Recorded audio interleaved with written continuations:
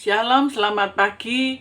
Bertemu kembali dalam program Gemar Online Gereja GSJ Peniel dan GSJ Anugerah Cabang Kependung. Gemar pagi ini Kamis tanggal 4 Desember 2025 terambil dalam pembacaan rutin kita dalam Lukas pasal 24 ayat 39 mulai sampai 49.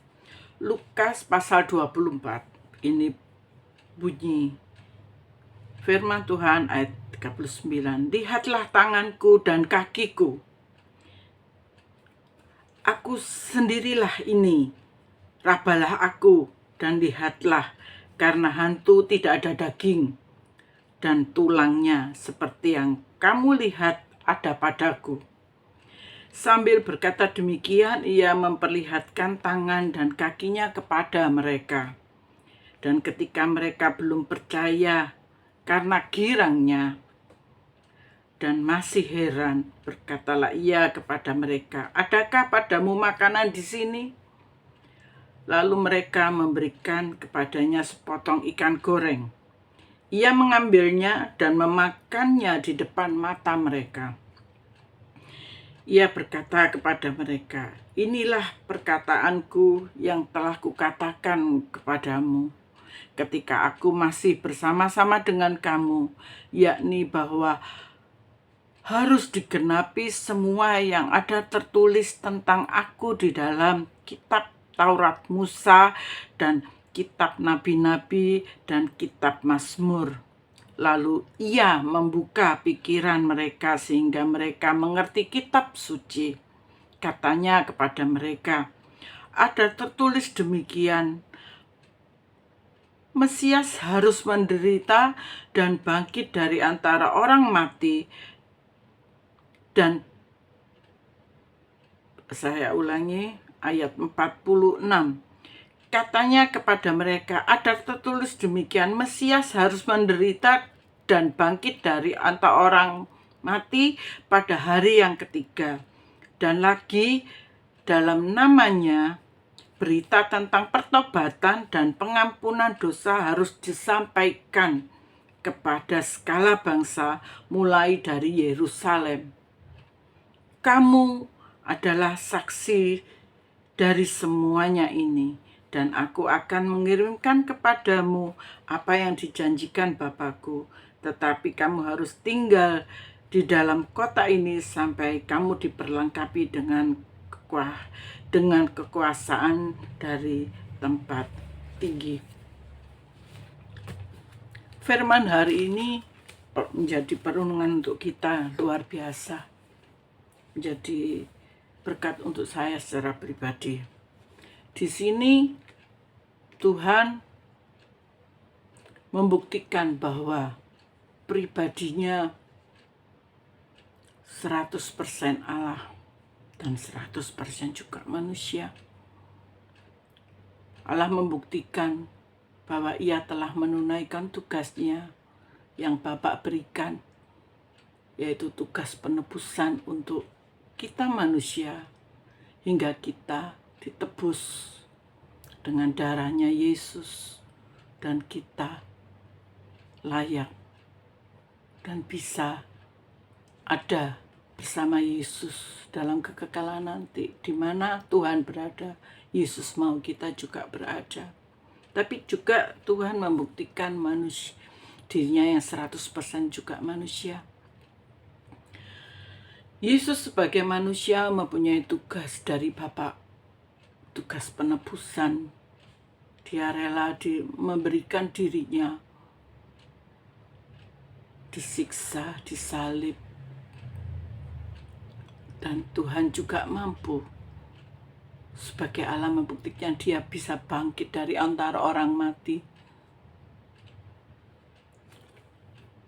Dan itu dia buktikan di depan manusia, dan itu dia buktikan di depan murid-muridnya yang masih heran, ragu. Dia bilang, "Aku ini manusia, aku juga berdaging dan bertulang. Aku manusia, tapi aku juga Allah yang mampu bangkit dari antara orang mati. Dari semuanya itu, Tuhan memberikan teladan untuk kita. Tuhan sebagai manusia membuktikan, aku juga manusia, aku juga berdaging dan bertulang. Tapi terlebih dari semuanya itu semua, ada misi yang sudah Tuhan selesaikan. Misi penebusan itu sudah Tuhan laksanakan. Secara manusia Tuhan mengalami siksaan, tapi Dia mau melakukan, rela melakukan semuanya itu untuk kita. Karena kasih Tuhan untuk kita, karena Tuhan mengasihi kita, Dia mau kita juga berada nanti. Waktu Tuhan bertahta, kita juga berada. Di mana Tuhan ada, di situ Tuhan mau kita juga ada. Tugas yang Tuhan sudah selesaikan,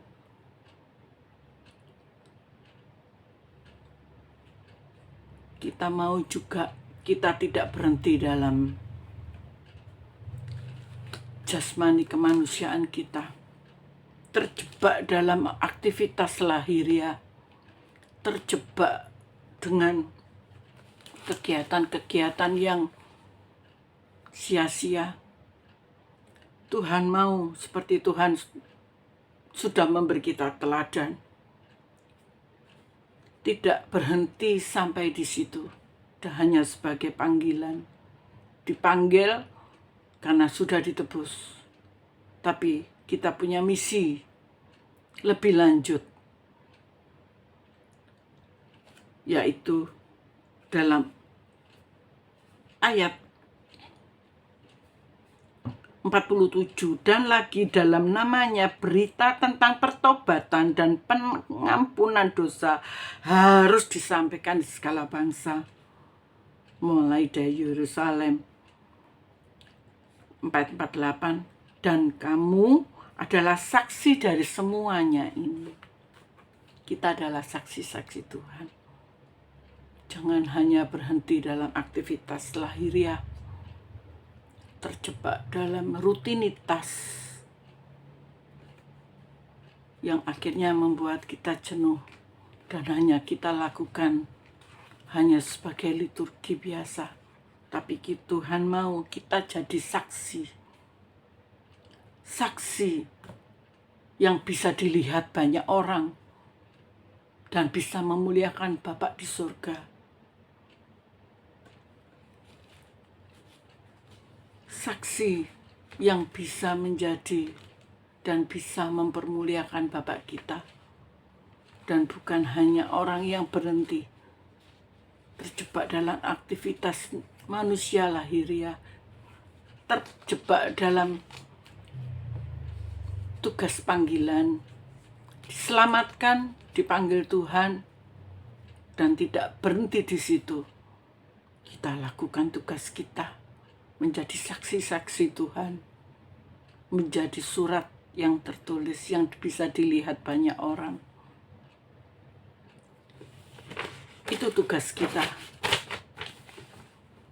Seperti saya ulangi lagi ayat 47. Dan lagi dalam namanya berita tentang pertobatan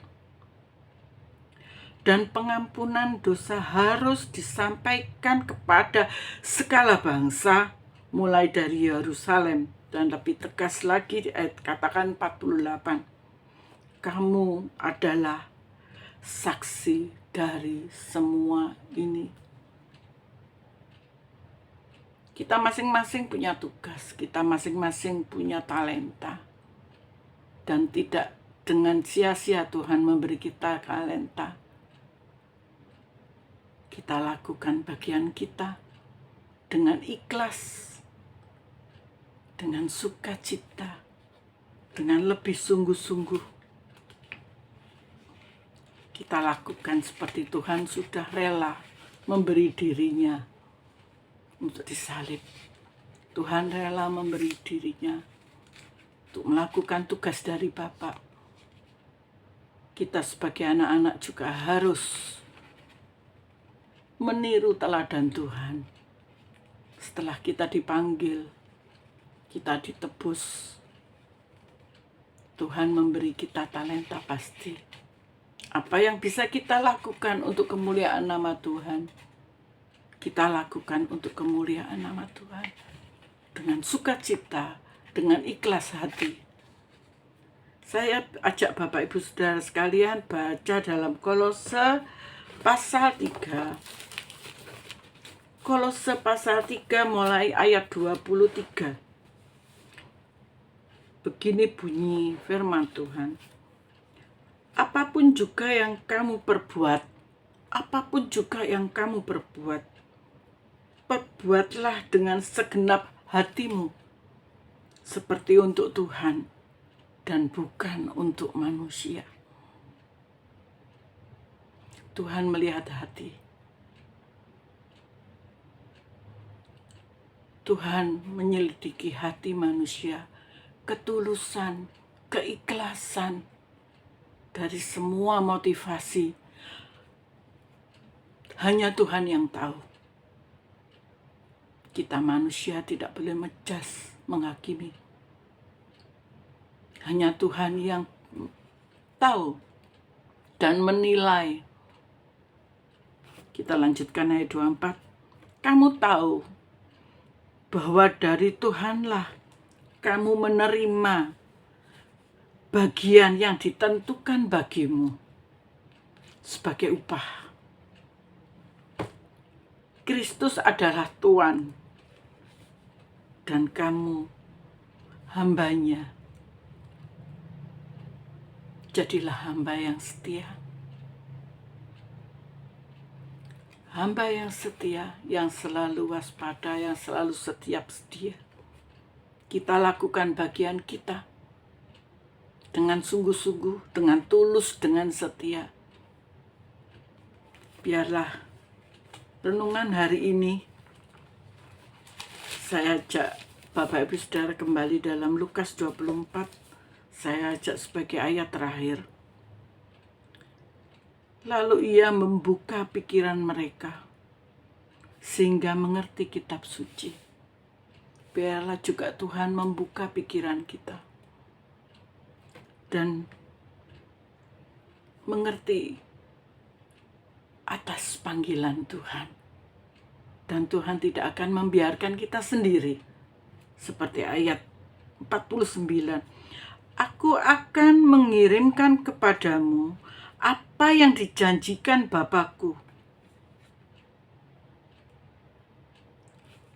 Tuhan akan membekali kita. Asal kita dengan tulus hati, ikhlas hati, melakukan semua tugas yang Tuhan berikan buat kita. Untuk melakukan misi Tuhan atas hidup kita. Dan Tuhan pasti membekali dengan Roh Kudus-Nya sehingga kita mampu, Tuhan mampukan kita menyelesaikan tugas kita masing-masing. Biarlah firman hari ini menjadikan kita semangat kembali untuk mengembalikan kita pada